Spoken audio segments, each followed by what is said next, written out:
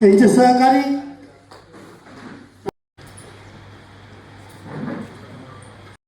सर्व अधिकाऱ्यांना हजर राहणं क्रमप्राप्त असतं.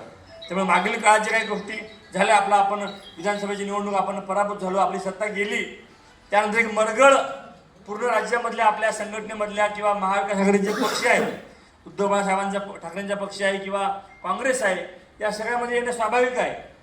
आणि मी मला सांगू इच्छितो, मागच्या वेळेला जसे हे तुमच्याकडे मंत्री आहेत तसे माझ्या पण इथे 5 वर्षे मंत्री होता, 14 ते 19.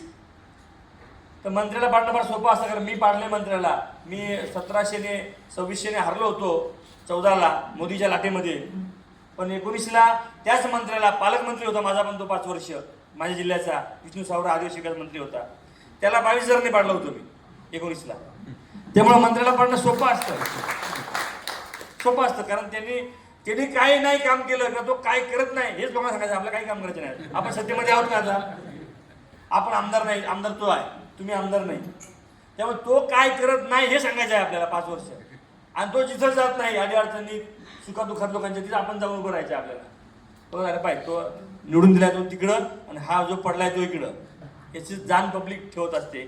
परंतु या निवडणुकीला राहुल गांधी जे सांगतायत वोट चोरी, ते राहुल गांधी माझ्या घरी येऊन गेले मागच्या वर्षी 24ला.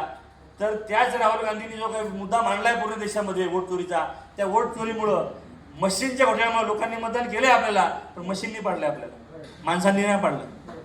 माणसांनी पाडलेलं नाही.